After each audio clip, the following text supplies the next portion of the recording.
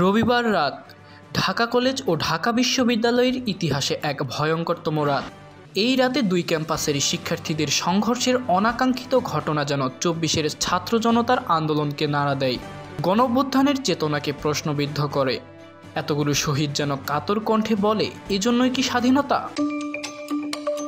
৭ কলেজের নানা দাবিতে আন্দোলনরত শিক্ষার্থীদের সঙ্গে ঢাবি প্রভিসি ডক্টর আহমেদ মামুনের উত্তেজিত আচরণ শিক্ষার্থীদের আরও বিক্ষুব্ধ করে তোলে, যার ফলশ্রুতিতে শিক্ষার্থীরা ঢাবি প্রভিসির বাসভবন ঘেরাওয়ের কর্মসূচি দেয়।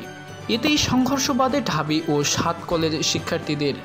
আর এই সংঘর্ষ থামাতে গিয়ে তোপের মুখে পড়েন বৈষম্য বিরোধী ছাত্র আন্দোলনের অন্যতম সমন্বয়ক হাসনাত আবদুল্লাহ। এমন একটি ভিডিও সামাজিক যোগাযোগ মাধ্যমে ছড়িয়ে পড়ে।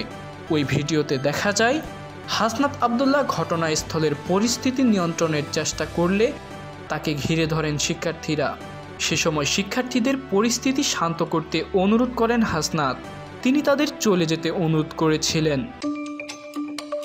এ সময় ছাত্রদের নিয়ন্ত্রণে তিনি বিভিন্নভাবে চেষ্টা করেছেন, কিন্তু ছাত্রদের মধ্য থেকে হাসনাত আবদুল্লাহকে লক্ষ্য করে অনেকেই বিভিন্ন স্লোগান দিচ্ছেন।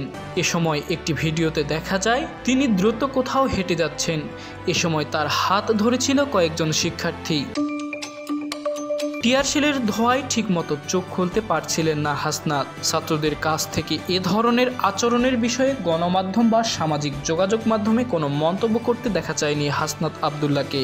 এদিকে তার এই পদক্ষেপ গ্রহণের কারণে তিনি অনেকেরই প্রশংসা কুড়িয়েছেন।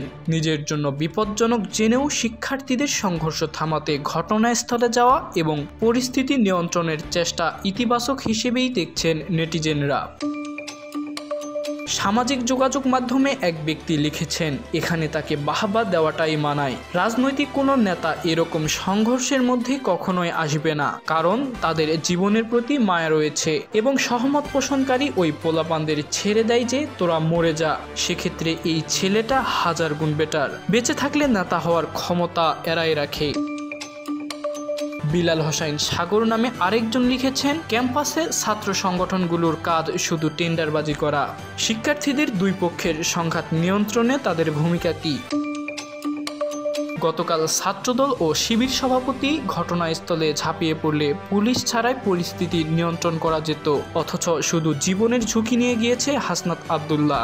দুই পক্ষের মারামারিতে গিয়ে মার খায় না এমন নজির নেই। সমালোচনা তো সামান্য বিষয়। কথা হচ্ছে এমন পরিস্থিতিতে শীর্ষ ছাত্র সংগঠনের নেতারা কেন ঘরে ঘুমিয়ে থাকে?